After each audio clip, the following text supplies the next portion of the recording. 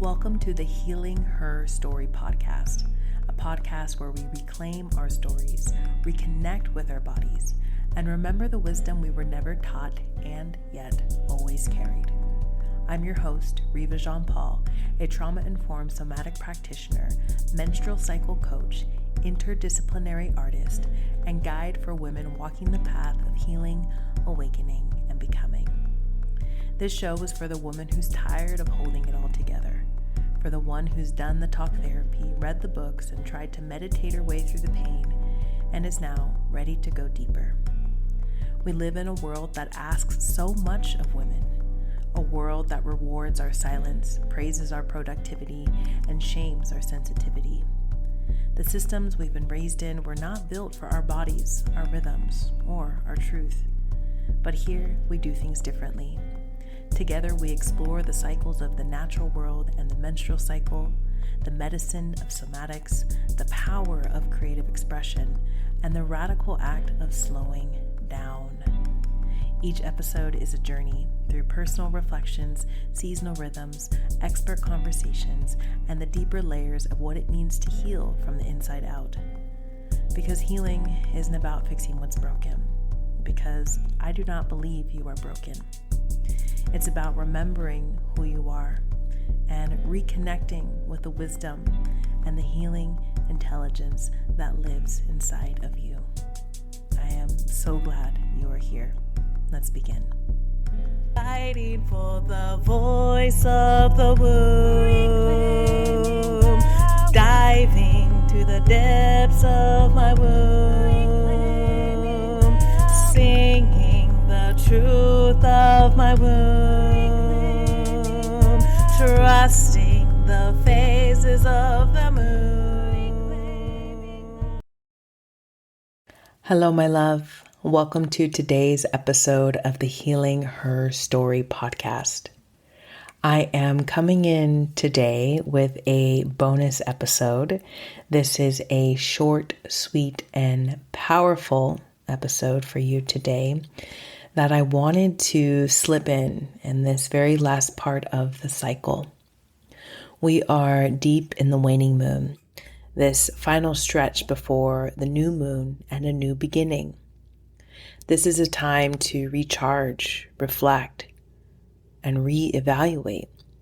And this is amplified with the Mercury retrograde that just happened yesterday at the time that this is being shared.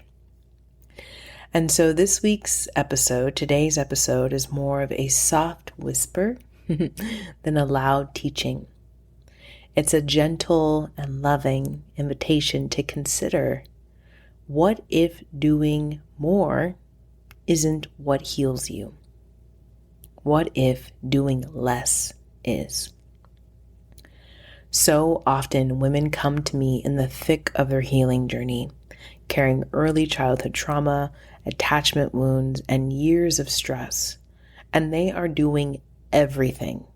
They're in talk therapy, attending EMDR sessions, showing up to 12-step meetings, going to yoga retreats and plant medicine ceremonies, managing full-time jobs, raising children and supporting families. They're checking all the boxes, showing up with the best intentions, and yet they're still exhausted, still dysregulated, still stuck in the same emotional loops. And I can't help but wonder if all of that healing work has just become another way of overworking. What if all of this doing, yes, even the spiritual, healing, quote unquote, good kind, is actually keeping your nervous system in the same patterns of performance, pressure, and hypervigilance that you're trying to heal from? You might think, well, if I do more, then I'll heal more. But this isn't the case.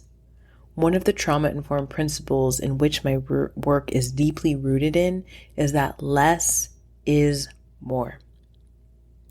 Imagine your nervous system is like a soil after a long drought. Pouring a flood of healing on top of it all at once might wash everything away. But giving it slow, steady nourishment, drop by drop, allows it to truly absorb and to then use that nourishment to rebuild and to grow and to repair and to heal. So what does this look like when it comes to healing for ourselves? Well, for me personally, it's really been narrowing down to what's essential. And for me right now, that's monthly acupuncture. I'm back in somatic therapy, going about once a month. I'm also still continuing with my breathwork sessions every other week.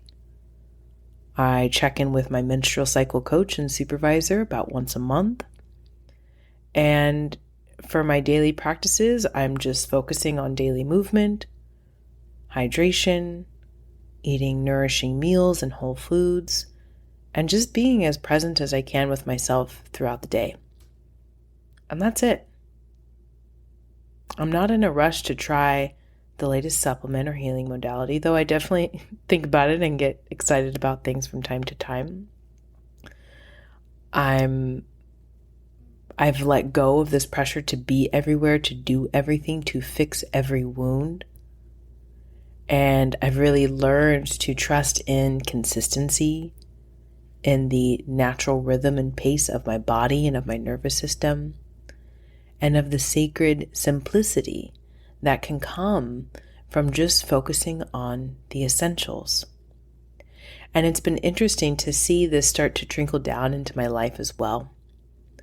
I now have fewer friends, and I have a much deeper relationship with the people that I am in friendship with.